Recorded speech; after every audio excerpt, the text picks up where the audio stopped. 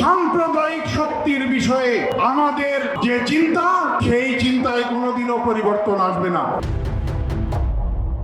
সাম্প্রতিক সময়ে গত একদিন আগে শাহবাগের একটি সমাবেশকে কেন্দ্র করে যখন জাতীয় সঙ্গীত গাওয়ার আয়োজন করা হয়েছিল, এই সাম্প্রদায়িক গোষ্ঠী তখন সেখানে বাধা দেয় এবং গত পরশুদিন বগুড়াতে উদীচীর অফিসে তারা হামলা চালায়, কারণ সেখানে তারা জাতীয় সঙ্গীত গাওয়ার জন্য অনুষ্ঠান আয়োজন করেছিল।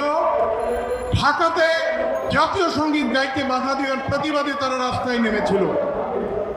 সুতরাং বন্ধুরা, এখন বিভেদের সময় নয়, এখন সবাই বিচ্ছিন্ন হয়ে দাঁড়া নয়, প্রত্যেকে কাঁধে কাঁধ মিলিয়ে এই শক্তির বিরুদ্ধে রুখে দাঁড়াতে হবে।